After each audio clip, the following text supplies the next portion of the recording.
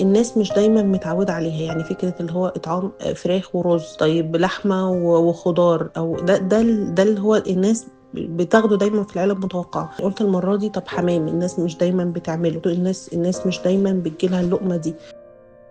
سألتها ليه عايزة تعملي لقمة؟ قالت لي يا رشا ده سر ما بيني وما بين جوزي من يوم ما كنا مخطوبين. أهلا بيكم في لقمة خير.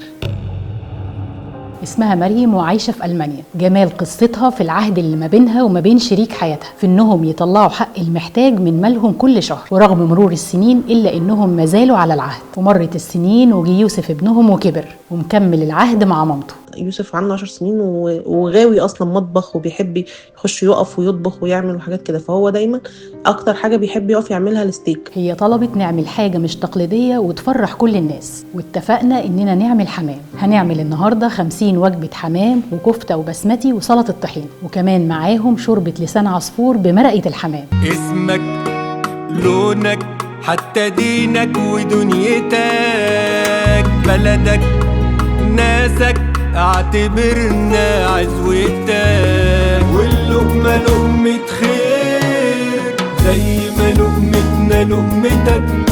المهم ان انت تعرف انك واحد مننا، انك واحد مننا. وقبل الختام تعالوا اقول لكم يوسف قال لمامته ايه. عايزين نعمل حاجه محدش يتخيل انها تكون اطعام. يوسف نفسه نعمل لحمه ستيك للناس، ولانها غاليه يمكن تكون اول مره بعض الناس ياكلوها. شفت الجمال ده؟ مكملين وهنطعم الناس من اللي بناكل منه في بيوتنا. مكملين يا اهل الخير.